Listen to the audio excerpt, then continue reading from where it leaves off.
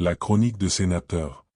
La liste des candidats admis à se présenter à l'élection présidentielle du 28 décembre 2025 est arrêtée comme suit. Monsieur Abdoulaye Yero Baldé, Madame Makale Kamara, Monsieur Ibrahima Abe Silla, Monsieur Faya Lansana Milimono, Monsieur Abdoulaye Kourouma, Mohamed Nabe, Elarj Mbouna Keita, Monsieur Mamadi Doumbouya, Monsieur Mohamed Cherif Tunkara. Article 3. La présente décision sera affichée au greffe de la Cour suprême et publiée sans délai au journal officiel de la République de Guinée et partout où besoin sera. Délibérée par la Cour suprême dans sa séance du 8 novembre 2025, où siégeaient M. Yaya Bouaro, président, membre, Mesdames Mariam Doumbouya, Makoya Kamara, M. Abdoulaye Konté, Ibrahima Tunkara. Le peuple doit-il continuer à obéir à une justice qui ment? Le peuple doit-il continuer à obéir à une justice qui triche? Une justice malhonnête qui ne sait rester ferme que sur les petits citoyens sans défense. Cette justice a-t-elle le droit de condamner des Guinéens? Cette justice a-t-elle la légitimité pour priver de liberté des citoyens guinéens lorsqu'ils sont en faute? Nous voulons la libération de tous les prisonniers en République de Guinée, peu importe leurs crimes.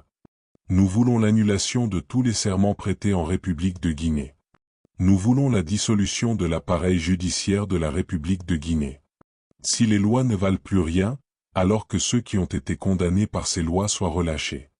Il est inadmissible que le faux général Mamadi Doumbouya soit le seul être humain en Guinée, autorisé à tuer, se dédire, à violer ses engagements, à voler et à terroriser, tout en étant accompagné et félicité par une Cour suprême de toilette publique, qui n'est suprême que par ses longues robes de clown rouge vif mal lavées. Chers procureurs et juges de la Cour suprême de la République de Guinée, vous avez vous-même prêté serment devant Dieu et devant la République de Guinée, de rendre la justice à tout temps et en toutes circonstances.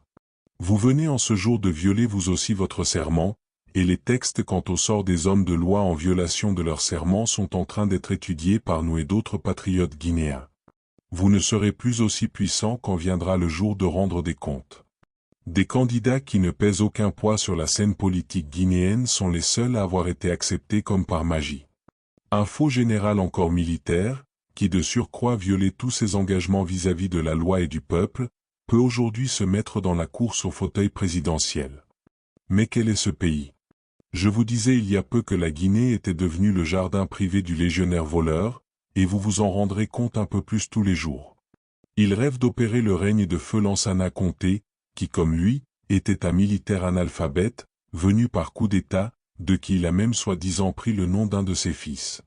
Cher Guinéen, son plan est tout tracé, et ses rêves n'ont aucune limite. Tuer des Guinéens pour prendre le pouvoir, voler tout ce qu'il peut et mourir au pouvoir sans jamais rendre de compte. Tel est son plan. Aux militaires patriotes, à la garde rapprochée de Doumbouya. Rentrer dans l'histoire aujourd'hui en neutralisant ce légionnaire français pour donner un souffle nouveau à nos populations. Personne n'aime le légionnaire voleur Mamadi Doumbouya et il le sait. Lorsqu'il s'agit de faire le choix entre se faire tuer ou recevoir des billets de banque, la plupart des humains finissent par céder et acceptent les billets de banque. Ce n'est pas de l'amour pour le faux général, juste un jeu de psychologie cynique et assez brutal pour forcer au consentement même les plus téméraires. Des Guinéens patriotes travaillent en silence et frapperont au moment venu. Abonnez-vous à notre chaîne car le meilleur reste à venir.